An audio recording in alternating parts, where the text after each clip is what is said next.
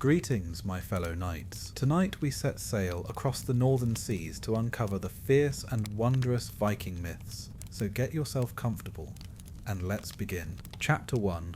From Ginnungagap to Yggdrasil. The Norse creation tale told how everything began, and how the world kept its shape through storm, winter, and sun. As remembered by skalds, who passed the story from hall to hall across the cold coasts and deep valleys of Scandinavia. It began with a silent gap and grew into a living order bound by a mighty ash tree whose roots and branches linked lands, skies, and hidden places where spirits moved and ancient powers waited to be named. Giants and gods took steps that carved earth and sea, lifted the sky, and set days and seasons on their paths, so that time itself flowed in a pattern that farmers, sailors, and wanderers could read and trust. The tale moved from first ice and fire toward a balanced cosmos that held room for courage, wisdom, and grief, and it placed every later adventure under the wide crown of a tree that touched both darkness and light. In the beginning there stood Ginnungagap, a wide and measureless void lying between cold Niflheim in the north and fiery Muspelheim in the south, where mist from the rivers Elivagar met blazing sparks driven by a raging ancient heat. As the rime thawed and steamed in that middle place, shapes took form, and later a great ash called Yggdrasil rose to bear the worlds, its highest branches brushing bright regions, while its deepest roots drank at shadowed wells. The 9 realms stretched along its limbs and roots, in a pattern sung by poets: Asgard of the Aesir, Vanaheim of the Vanir, Alfheim of the Elves, Midgard of humans, Jotunheim of giants, Svartalfheim of dark dwellers, Niflheim, Muspelheim, and Helheim. Maps of these reaches changed from teller to teller, and the exact borders and distances were not set in one single way in any surviving source. Ymir, the first giant, stirred from the melting rime and grew into the ancestor of the frost giants, who later challenged the gods. Ordahumla, the primeval cow, fed Ymir with her 4 rivers of milk, and licked the salty ice until Buri, the first god, stood free from the frozen block. Buri's son Bor took the giantess Besla as his wife, and their sons were Odin, Vili, and Ve, 3 brothers whose bond shaped the early deeds of the Aesir.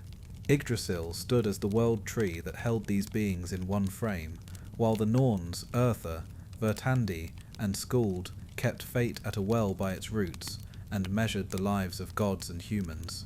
From the clash of heat and frost in Ginnungagap, Ymir quickened, and life began to branch in wild and heavy forms that drifted, grew, and fed across the raw beginnings of the world.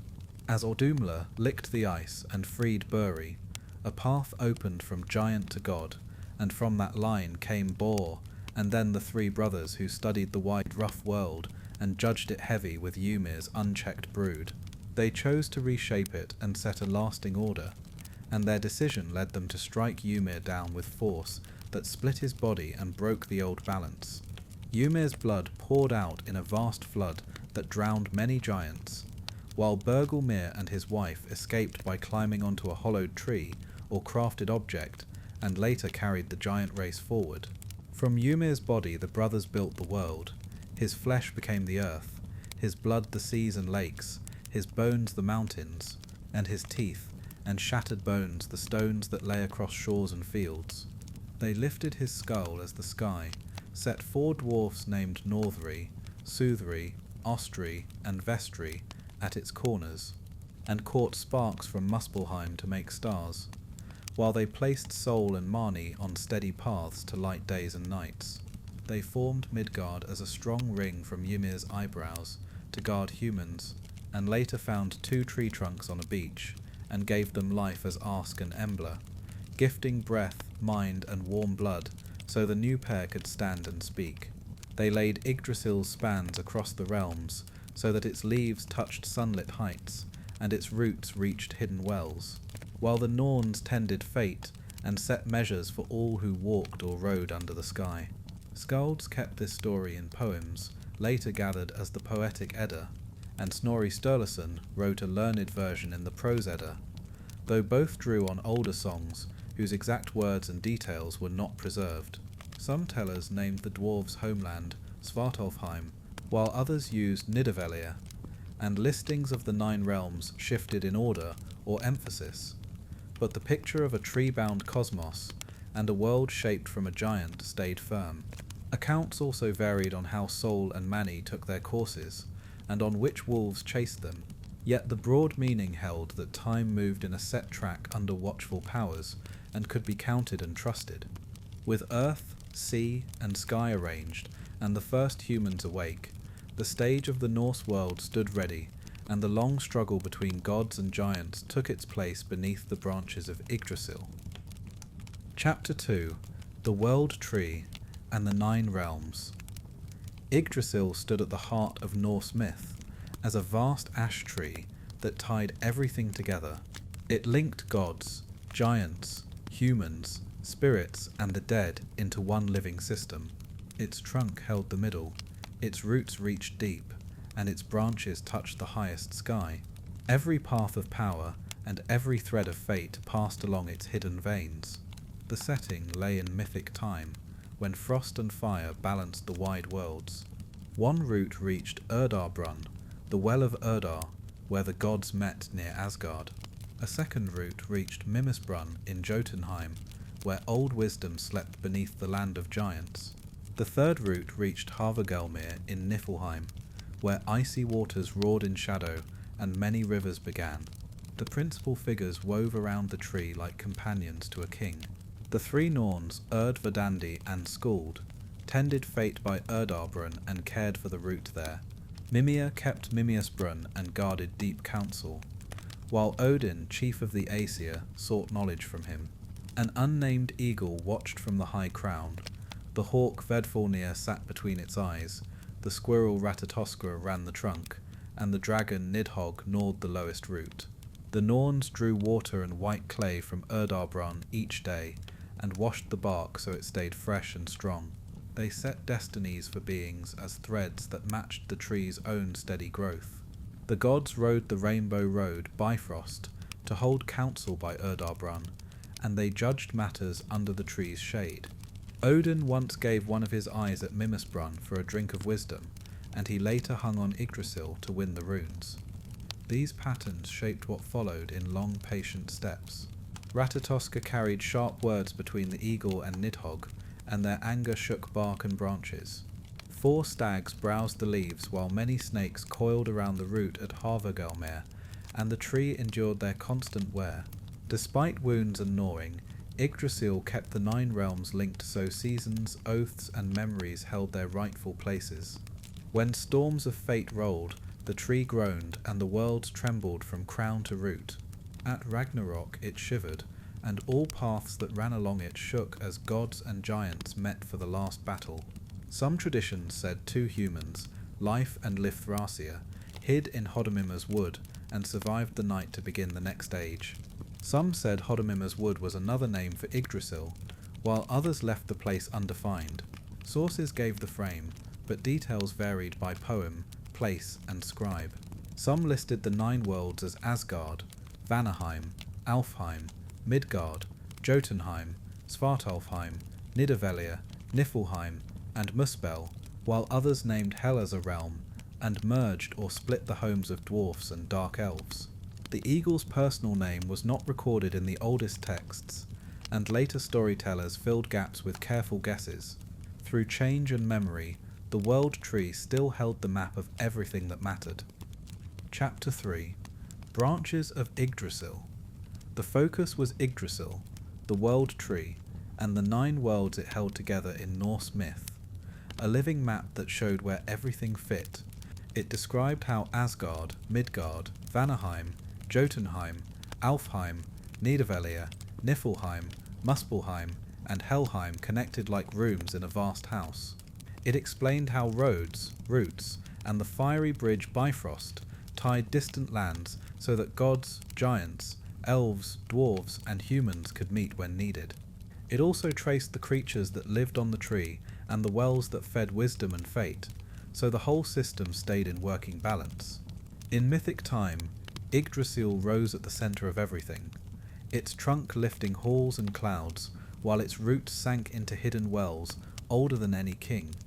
One root reached the well of Erd in Asgard, where decisions were made beneath smooth stones and white clay that healed bark and settled disputes. Another root reached Mimir's well in Jotunheim, where guarded wisdom rested in dark water, and the silence there held secrets of the past and the paths ahead. The third route reached Hvergelmir in Niflheim, where many cold rivers began and steam met frost, while the bright bridge Bifrost arched from Asgard to Midgard, glowing like flame and rain all at once. The principal figures were the Aesir and the Vanir, with Odin the Allfather ruling in Asgard alongside Frigg, and allied with the Vanir after an early war settled by oaths and exchanged kin. Thor guarded the realms with his hammer Mjolnir. Freya and Freyja tended prosperity and love as children of Njord of Vanaheim. Heimdall watched Bifrost with keen hearing and sight, and Loki, born of giant stock, moved between camps with quick wit. The Jotnar lived in Jotunheim beyond high mountains. The elves dwelled in bright Alfheim. The dwarves forged in deep Nidavellir. Humans lived within the ring of Midgard, and the dead went to Helheim under a stern queen named Hel. The Norns, Erd, Verdandi, and Skuld tended fate at Erd's well, while an eagle sat in the high branches. The squirrel Ratatoskra ran messages up and down, and the serpent Nidhogg gnawed a northern root in the mist. After order had been set, the gods raised halls in Asgard, and chose Idavol as a meeting plane, then fixed paths so travel could flow along the tree without losing the way. They placed Heimdall at the head of Bifrost to hear footsteps from far away, and they set rules for who could cross and when, since great heat and iron weight strained the bridge. Each day the gods rode to the well of Erd, sat near the ash, and held councils while the Norns watered the root with white mud and sacred water that kept the bark shining like new snow. Odin sought greater sight, gave one eye to Mimir at his well, and returned with deeper counsel to guide how the realms connected, while Thor often waded rivers rather than ride the bridge, so its beams would not crack. Under this arrangement, the 9 worlds linked by Yggdrasil worked together, with seasons, laws, and stories moving along routes, branches, and roads, like trade through a busy harbour. Creatures still tested the system, because 4 stags nibbled leaves, Nidhogg chewed at a root, and Ratatoskra stirred strife by repeating sharp words between the eagle and the serpent, making the tree creak with old grudges. The Norns patched wounds with water from Erd's well, frost from Niflheim cooled sparks from Muspelheim, and Thor's patrols pushed back giants who pressed too near to Midgard when storms piled up against the walls. The outcome was a balanced living structure that survived wear, rivalry, and the rumble of distant fires, yet carried the mark of fate that would one day make even the strongest limb tremble. Sources sometimes differed on this map, because some named Nidavellir, while others named Svartalfheim for the dwarves, and some split Hel into Helheim and Niflhel to mark deeper shadows. A few poets called Yggdrasil an ash, while others hinted at a yew, and descriptions of Bifrost as a rainbow bridge or as fairy-like fire also varied with the teller. The exact ordering of realms was not specified in every source, though verses in the Poetic Edda counted 9 worlds, and the Prose Edda by Snorri Sturluson explained their traits in careful lists. In this way, the Norse cosmos rested under Yggdrasil's branches, with every road, river, and judgment returning to the same strong trunk. Chapter 4. Odin and the Mead of Poetry. This chapter told how the mead of poetry came to be, and how Odin won it by patience and craft. The tale linked wisdom, song, and clever speech to a single magical drink, made from a wise being's blood. It followed the mead as it passed from dwarves to a giant, and finally to the gods. It also explained why fine poets seemed inspired, while clumsy verse sounded like spillings. The story took place in mythic time, soon after peace formed between the Aesir and the Vanir. The path ran from shadowed dwarf workshops to sea-washed rocks, then up to a high mountain called Hintbjorg in Jotunheim, and at last to Asgard. Caves, halls, and storehouses lined that route, each guarding a secret. The sky above served as a road for eagles racing between realms. The principal figures shaped the fate of the drink. Kvasir stood first, born from the truce when both god clans spat into a vat and fashioned a man who knew all answers. Dwarfs named Fjalar and Galar killed Kvasir and brewed his blood with honey, making the mead that granted poetry and learning. A giant named Suttungr later took the mead. His daughter Gunnlode guarded it inside Hindbjorg, and his brother Baugi became a go-between when Odin came in disguise as Bolverk. Kvasir travelled across the worlds teaching, and every being found no question he could not solve. Fylar and Galar welcomed him into their forge and murdered him, then mixed honey with his blood in 3 vessels called Odre Bolthen and Soln. The dwarfs later lured a giant named Gilling to a boat, tipped it and drowned him, then killed his wife with a falling millstone. When Sutnang, their son, learned this, he seized the dwarfs, set them on a rock at low tide, and threatened them with the rising sea unless they paid blood debt. The dwarfs offered the mead to settle the wrong, and Sutnang accepted it. He carried the drink to Hindbjorg and stored it deep in the mountain, placing Gunnlode inside to watch the vessels day and night. Odin heard of the mead and judged that poetry should not rest under a giant's lock and key. He set out as Bolverk, a wanderer with a wide-brimmed hat and a hidden plan. Bolverk met Baugi, who needed labour after his workers died, and promised a whole summer's work for a single drink from the mead. Baugi took him to Suttungr when the work ended, but Suttungr refused any sharing. Bolverk asked Baugi for help, gave him an auger named Rati, and showed him where to drill into Hindbjorg, testing the hole by blowing chips that fell back until the passage ran true. Bolverk slipped through the narrow opening as a snake, entered the chamber, and sat with Gunnlode on her stone seat. Gunnlode gave him a place on the bench and a sip in return for honest company, and he stayed with her for 3 nights. On the first night she let him drink from Odhra, and he drained it in 1 measured gulp. On the second he drank Bothnan, and on the third he emptied Son, holding all the mead inside himself. He became an eagle and flew from the mountain, while Suttungr changed into an eagle too and chased him across the sky. Asgard saw an eagle storm toward the walls, and the Aesir set out vats beneath the ramparts. Odin swept over the yard and spat the mead into the containers, keeping the finest portion safe with the gods and those mortals they favoured. Drops leaked behind him as Sutton closed in, and those spillings fell to ground dwellers, who later made rough rhymes and boasting verses. Sutton failed to catch him, and Gunnlode sat alone in the mountain chamber. Skalds told this story in Skaldskaparmal, and verses in Havamal hinted at Odin's hard bargain with Gunnlode. Different tellings named the vessels in varied order and changed small steps of the chase, but the core stayed constant. Poets called their craft Kvasir's blood, Suttungr's ale, or Orderer's gift when they spoke in kennings. The mead now rested with Odin, and wise words flowed where he allowed them to go. Chapter 5: Odin and the Mead of Poetry. This story told how the mead of poetry moved through hands of dwarves, giants, and gods, until it shaped the voices of skalds. It explained that this mead gave wisdom, sharp speech, and the gift to craft verses that pleased rulers and stirred armies. It showed how Odin used planning, work, and bold risk to bring that power to Asgard, while others tried to hold it tight behind stone and oath. It also showed how the world of Norse myth linked clever words to sacred drink and to the hard choices made after war.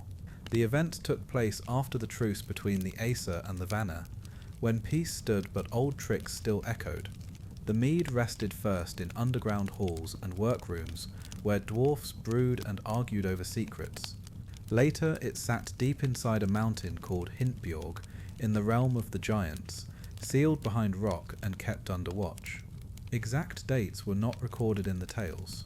The key figures were Odin, chief of the Aesir and seeker of wisdom, and Kvasir, a being made from the mingled spittle of the 2 god tribes and known for perfect counsel. The dwarfs Fjalar and Galar killed Kvasir and brewed his blood with honey to make the mead, which they kept in 3 vessels named Odra, Bodnan, and Sun. Suttung, a giant and son of Gilling, took the mead from the dwarfs as payment for deaths they caused, and he placed his daughter Gunnlod to guard it in Hintbjorg. Borgi, Suttung's brother, farmed nearby and became Odin's link to the guarded store. The path to the mead began when Odin learned of its power and set out under the name Bolverk, which meant evil deed or great work in the tales. He met 9 thralls working in a field for Baugi, threw a whetstone in the air and watched them fight over it until they killed each other, leaving Baugi without help. Odin then offered to do a full season's work in exchange for a single drink from Suttungr's mead, and Baugi agreed to ask for that reward when the labour ended. After summer passed with heavy tasks finished, Suttungr refused the pledge, so Odin pressed Baugi to help anyway, and planned another way into the mountain. Baugi took an auger called Rati, and drilled into Hintmidbjorg until he claimed the hole ran through. But Odin blew at the dust, saw chips fly back, and knew the bore had not fully opened, so he made Baugi drill again.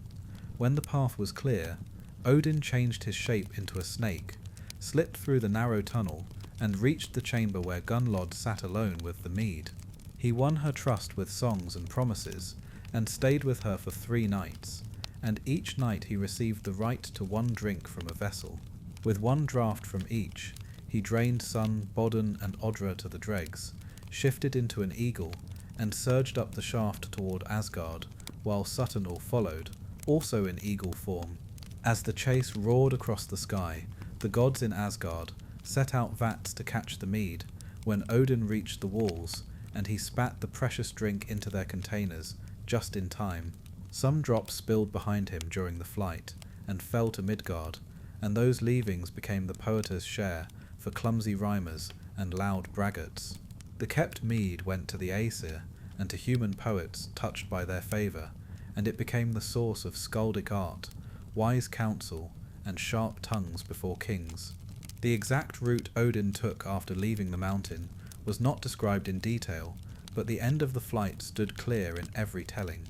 Skaldskaparmal in Snorri Sturluson's Edda gave the fullest account, while verses in Havamal hinted at Odin's risk and reward with a sterner tone. Some tellers said Gunnlod was deceived, and others said she granted the gift freely. The traditions did not agree on her feelings or on the fairness of the bargain. All agreed that the mead explained why real poetry tasted sweet, but required cost, courage, and craft, and why bad verse fell like dregs. So the tale closed with the mead in Asgard, and with words flowing across the worlds like a river cut from honey and blood. Chapter 6. Chains for the Wolf. The binding of Fenrir showed how the gods balanced fear and duty when dealing with a threat that grew inside their own walls. It explained why Tyr had only 1 hand, and why the Aesir trusted him with hard choices. The event also marked a quiet break with Loki's family, who already stood at the edge of the gods' order. It set the stage for what would come at Ragnarök, when old bargains and old chains would be tested. The tale took place before Ragnarök, when the world still held together under the branches of Yggdrasil. Most of the planning happened in Asgard, where the gods met and argued, and in Svartalfaheim, where master smiths worked secrets into metal. The final binding happened on the island Lyngvi, set in the dark lake Amsvartnir, far from homes or halls. The place felt remote and cold, which suited the work the gods planned. Odin led the Aesir, with long sight and heavy thoughts about fate. Tyr, the god of law and oaths, stood as the bravest among them, and he cared more for keeping order than for keeping a limb. Fenrir, a wolf born of Loki and the giantess Angbotha, shared blood with 2 other feared beings, Jormungandr and Hel, which made the gods wary from the start. Thor stood near with his strength, while the dwarfs below the earth prepared tools that few could break. The gods had raised Fenrir in Asgard, so they could watch him, because prophecies said he would harm them. He grew faster and stronger than they expected, and soon only Tyr dared bring him food, which built a small bond between the 2. The gods decided to test him with a chain named Ledurga, and Fenrir snapped it like twine, which made them gather again with darker looks. They brought a tougher chain named Dromi, but he broke that one too, and the crash echoed like thunder over the plain. After 2 failures, Odin sent word to the dwarves, who forged a third binding from things that seemed impossible to gather. They called it Gleipnir, and it looked like a soft ribbon made from a cat's footfall, a woman's beard, the roots of a mountain, a bear's sinews, a fish's breath, and a bird's spittle. When the gods asked Fenrir to try the ribbon on Lyngvi, he smelled trickery and demanded a pledge, so Tar placed his right hand in the wolf's mouth to seal the test. Fenrir strained, found he could not break Gleipnir, saw the gods would not free him, and closed his jaws, taking Tar's hand and his own last taste of victory. The Aesir fastened Gleipnir to a boulder called Gjöll and drove a peg named Gelgja deep, then secured it to a rock called Fiti, so the wolf could not drag the weight. To keep him from biting, they wedged a sword between his jaws, the hilt pressing the upper gum and the point on the lower, and the foam from his mouth ran into a river named Van. Fenrir twisted and howled, and the ground trembled, but the binding held, thin as silk and stronger than iron. They left him there with the promise that he would remain bound until the world's last battle, when fated bonds would fail. Poetic sources told the tale in brief hints, while Snorri Sturluson's prose Edda gave the names of the chains and the place of the binding. Some versions mentioned the sword gag and the river Varn, while others left those details out, yet they all agreed that Tyr lost his hand and that Fenrir would break free at Ragnarök. The dwarves' ingredients for Gleipnir sounded playful, but they stood for quiet and hidden forces that shaped things no hammer could touch. The story ended with Fenrir bound, Tyr maimed, and the gods walking away with uneasy hearts and borrowed time. Chapter 7. The Binding of Fenrir. The tale of the Binding of Fenrir explained how the gods faced a growing danger within their own halls, because a wolf they had raised became too strong to manage, and their choice shaped the years that followed. It balanced fear against duty, and showed that clever craft could hold what brute force could not, even when the cost landed on the bravest among them, and left a mark that no feast or song could hide. The Aesir answered power with patience and an unbreakable ribbon, turning a contest of muscles into a test of wit and trust beneath watchful eyes and heavy thoughts. It also told why Tyr lost his right hand, and why a hard promise carried a long shadow across the days before Ragnarök, when every vow mattered more than comfort. In mythic days before Ragnarök, the story unfolded in Asgard, among halls like Valaskjalf, and fields where the gods trained, and on a cold lake surrounded by dark shores that kept secrets in their still water. The lake was called Almsvartnir, and in its middle lay the island Lyngvi, thick with heather and thorny shrubs, a place chosen because escape there felt harder than on the open plain. The dwarves worked far below the earth in Svartalfheim, where bellows roared, sparks flew, and craft traditions ran older than the gods themselves, under mountains that never saw the sun. The path between these places felt long to mortals, though the Aesir crossed it with ease and sent their errands along unseen roads that linked the 9 worlds over Bifrost, and through hidden ways kept by wardens. Fenrir, a huge wolf and son of Loki and Angbavardr, grew faster and fiercer than anyone expected, and his teeth and temper worried the gods who had agreed to shelter him. Odin, the Allfather, ruled the Aesir and weighed each choice with care, remembering prophecies about the children of Loki, Jormungandr the Midgard serpent, and Hela who ruled the dead, and the doom they might bring to gods and men. Tyr, god of law and war, stood apart for plain courage and steady honour, and he fed Fenrir when others feared to come near, which built a bond between them. The dwarves, masters of hidden skill, agreed to help the Aesir when words alone no longer kept the wolf at peace, and their craft often solved problems that swords could not touch, because it bound dangers by law and making rather than by wounds. At first the Aesir kept Fenrir in Asgard, fed him, and watched him with wary hope, because they thought training and fair treatment might make him safe. and they spoke to one another in quiet voices about patience. As he grew, they tried to test him with iron fetters named lading, and later dromi, thick chains hammered by smiths and set upon him as friendly trials to see how strong he had become. Fenrir broke both with a shake and a kick, and each time his pride and size rose higher, while the gods looked at one another and felt fear pass between them like a cold wind, and trust thinned where it had once been strong. Odin then sent for the dwarves of Svartalfheim, who forged a silken ribbon called Gleipnir from 6 strange things that no one could gather in the open world.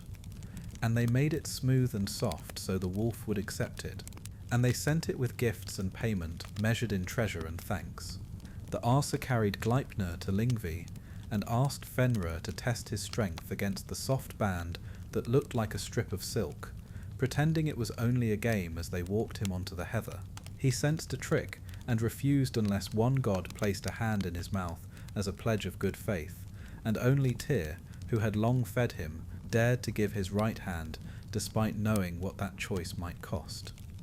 They wound Gleipnir around Fenrir's legs and muzzle while he watched Tyr's eyes. He heaved and strained, but the ribbon held and tightened like a trap drawn by hidden gears, and in rage he tore off Tyr's hand at the wrist. The gods fastened the bond with a tether named Gelgir run through the stone Gjor and fixed to the rock Fiti, then wedged a sword in his jaws so that foam ran as a river called Van, and the wolf howled there until the last days. Gleipnir was said to be made from the sound of a cat's footfall, the beard of women, the roots of mountains, the sinews of a bear, the breath of fish, and the spittle of birds, which explained in simple terms why those things could never be found by anyone. Some tellings named the lake or stones differently, and some left out the river's name or the sword in the jaws.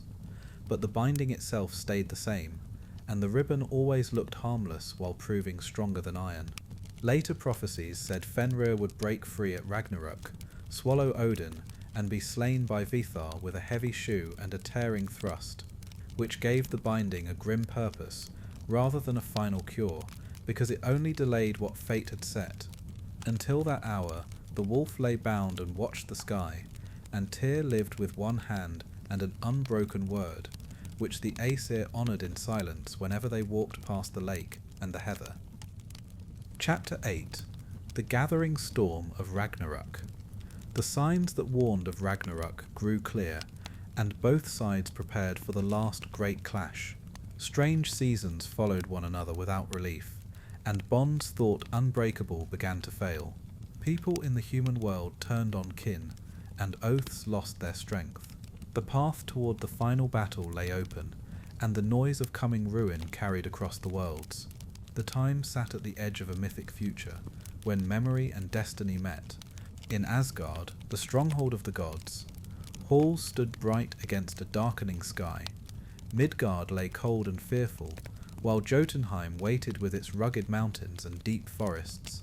Hel stretched quiet and misty below, and Muspelheim burned hot beyond the horizon of fire. Odin, the All-Father, led the Aesir with Thor, his strong son, as their chief defender. Heimdall kept watch on Bifrost, while Freyr of the Vanir had once traded away his best sword, and Tyr stood brave with one hand. Loki, once a companion, had turned toward chaos, and with the giantess Angrboda he had fathered Fenrir, a wolf, and Jormungandr, the Midgard serpent. Hel, their sister, ruled the dead in her realm, and Surtra, a fire giant, commanded the burning host of Muspelheim. The long Fimbul winter came first, with 3 cruel winters passing without a summer to break the ice. Crops failed, travellers vanished in storms, and in the human world families fought as laws and kindness lost their grip. The wolves that chased the sun and moon caught their prey, and day and night slipped from their places as the sky grew strange. In deep places, chains groaned as Fenrir strained, and far beneath the waves Jormungand rolled, sending floods over shores. Across the boundaries between realms, ominous cries sounded, and the earth shook as forests split and mountains cracked. Loki's bonds loosened, and the ship Naglfar, made from dead men's nails, pulled free from its moorings as swollen seas lifted its dark hull. From the south, the light of Muspelheim grew bright, and Surtra's host marched with sparks and cinders swarming like bees. Bifrost shivered under their weight, and colours tore as fire approached the heavenly bridge. Heimdall raised the Galahorn and blew a great blast, and the sound spread to every corner of the 9 worlds. Odin gathered the gods at Idavol to speak and prepare, and they armed themselves with what they had, each remembering the deeds that brought them to this day. Thor lifted his hammer and kept his eyes toward the serpent-haunted sea, and Tyr readied for battle with steady courage. Freyr stood without his trusted sword, and took another weapon, while Odin mounted his steed and led the Aesir toward the wide plain named Vigrid, where enemies assembled. Ancient poems and later tales did not always agree on the order of these events, or the leaders of each host. Some told that a fearsome captain steered Naglfar, and some said Bifrost broke only when the fiery riders crossed it. In one song, the roosters of the worlds cried in different realms to wake the armies, while in another, the cries were left unnamed. The gathering storm filled the worlds, and the field of Vigrid awaited the clash that would decide the fate of gods and giants. Chapter 9 Twilight of the Gods. This chapter told of Ragnarök, the great ending battle that closed the Age of the Gods. The signs had piled up, and the final march began. The story followed the clash on the last field, and the fates of the fighters. The last field was called Vigrid, and it stretched wide with no shelter. The skies were dark because Skoll and Hati had caught the sun and the moon. The earth had cracked, mountains had fallen, and the sea roared against the land. Bifrost had shattered when the forces of Muspelheim tried to cross, and sparks fell like a storm. Odin, the Allfather, led the Aesir and the Einherjar from Valhalla. Thor, his son, carried Mjolnir, and his foe was Jormungand, the world serpent. Freyr stood ready but lacked the sword he had once given away, and his challenger was Sordar, the fire giant lord. Tyr faced Garm, the hound of the underworld, while Heimdall stood against Loki, the trickster and old blood brother to Odin. Fenrir, the wolf and child of Loki and Angrboda, had broken free, and Vidar, a silent son of Odin, waited near his father. Heimdall had blown Galahorn, so every god and every foe knew the hour. Naglfar, the ship made from dead men's nails, had sailed free in the high waters. Hrym steered it, bringing frost giants to the fight, and Loki came from the ship to lead the host of the dead. From Muspelheim, Surtr marched with flame, and his bright sword lit the field like dawn. The battle opened in lines, and each opponent found the other. Thor waded into venomous waves thrown by Jormungandr, and each stroke shook the land. Odin rode to meet Fenrir, and Sleipnir's hooves beat a quick pattern across the torn ground. Tyr and Garm crashed together, while Freyr stepped to block Surtra's advance. Fenrir leaped and swallowed Odin, ending the Allfather's watch in an instant. Vidar took his stride, pressed his thick shoe on the wolf's jaw, and tore it apart, so Fenrir died on the trampled field. Thor crushed Jormungandr with Mjolnir, but he breathed in the serpent's poison, and fell after 9 steps. Freyr fought fiercely without his sword, and went down before Surtr's flame. Tyr and Garm gave each other mortal wounds, and fell where they fought. Heimdall and Loki traded hard blows until both collapsed, and neither rose again. Some tellers said Hyrm steered Naglfar, while Loki led the dead, and other tellers switched their roles. Some poems named Garm as a separate hound, while some folded him into Fenrir. The order of single combats varied by poem, but the outcomes matched across the traditions. The field at Vigrid lay scorched and quiet, and the first ash of a world fire drifted down. Chapter 10 Twilight and Renewal. This tale tells a story about Ragnarök, the great final reckoning in Norse myth.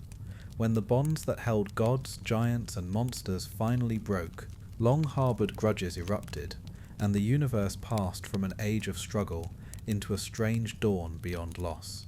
It traced the chain of causes that older poems tied to fate, including deep oaths, slyly betrayals, and lawful debts, then followed the decisive battles and duels, and ended with the quiet survivors who saw a world sprout again from ruin.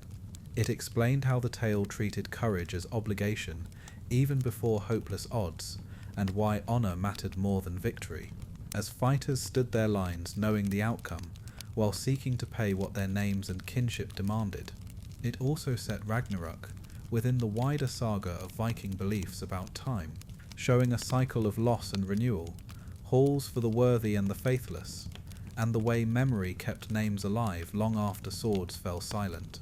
The setting ranged across the 9 worlds, from the icy edges of Jotunheim and Niflheim to the sky roads of Asgard, and finally to the wide battlefield Vigrid, where armies met under darkened skies and the ground shook.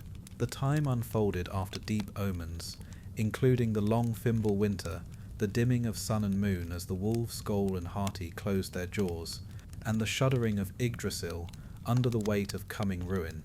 Bifrost, the rainbow bridge, cracked when riders from Muspelheim crossed, and the sea heaved as monstrous ships took water, with Naglfar sliding free, and the world serpent stirring to thrash the waves. Exact chronology was not fixed in surviving poems, but singers agreed on the omens, the gathering of hosts upon the plain, the fall of the gods in combat, and the rising of clean land from the calm that followed. The Aesir stood under Odin, the All-Father who sought wisdom at all costs, with his sons Thor the Thunderer, Balder the Beloved, Holder shadowed by past sorrow, Vidar the Silent Avenger, and Vali the quick settler of wrongs, riding the 8-legged Sleipnir. Among their kin stood Tyr the one-handed upholder of oaths, Heimdall the watchful guardian of Bifrost, and Freyr of the Vanir, a bringer of fertility and peace, who had traded his best sword for desire, and Mimir the keeper of counsel at his well. Against them waited Loki, the clever trickster, whose path had turned to enmity, and his children, with the giantess Angrboda, Fenrir the ravenous wolf, Jormungandr the world serpent, and Hel the ruler of the dead in her cold realm. The Jotnar gathered under Surtur of Muspelheim with his flaming blade, while Valkyries guided the Einherjar from Valhalla, and many lesser beings, including Garma, the Hound of Hell, and Nidhogg the Corpse-biter, chose sides as old debts came due. The setup began with Baldur's death, which had darkened the gods and marked a turning no one could undo, followed by harsh winters, failing kinship ties, and the breaking of fetters as Fenrir snapped his bonds and Garma howled at Hell's doors. Roosters crowed in different worlds. Heimdall lifted the Galahorn and sounded the alarm, and Odin rode Sleipnir to Mimir's well, seeking counsel, while ships gathered, including Naglfar with a crew of the dead, under a giant's hand. Bifrost splintered when riders from Muspelheim advanced. Vigrid filled with warriors from Asgard, Jotunheim and beyond, and Odin ranked the Einhar, while Thor, Tyr and Freyr stepped forward to meet sworn foes. Loki arrived at the head of hostile hosts. Hel sent legions from her halls, and the world serpent rose from the sea. So the first charges met shields, and the great duels began across the field. Odin fought Fenrir, and fell into the wolf's jaws, and Vidar avenged him by stepping with a thick shoe onto the wolf's lower jaw and tearing apart its mouth, while Tyr and Garma battled and slew each other. Thor waded through venom to kill Jormungandr with Mjolnir, and took 9 steps before poison brought him down. Freyr faced Surtur without his true sword, and fell beneath flame, and Heimdall and Loki met and slew each other. Then Surtur swung fire that leapt across the world, mountains broke, seas swallowed lands, and Bifrost and Asgard gave way, while Nidhogg and other creatures moved through smoke and ash as the old order sank into the waves. After the burning came stillness and a renewal, as earth lifted green from the waters. A sun's daughter crossed the sky, Balder returned from Hell, reconciled with Holder, and survivors Vali, Vidar, Magni, and Modi raised Mjolnir to shape new days. Poets told variants. The poetic Edda and the prose Edda preserved different turns, and scholars noted possible Christian echoes, alongside older themes of cyclic time, oath-bound courage, lawful debt, and the return of light after winter. Some verses placed the good in Gimel, and left oath-breakers to bitter shores like Nastrond, while other stanzas named bright halls like Brimir and Sindri, though their exact nature remained debated in the surviving traditions. The story echoed values of seafaring communities that prized oaths, hospitality, and measured bravery, and it persisted through Christianization in place names, skaldic memory, and carved stones showing riders, serpents, and flames even as older worship faded. So the saga of Ragnarök closed and opened at once, ending the gods' long struggle and beginning a quieter world with new keepers of memory, and the myths endured in the hush after the storm. And so, dear knight, our story comes to a gentle close. Remember, every night brings another story, and every story brings another dream. Until we meet again, rest well and good night.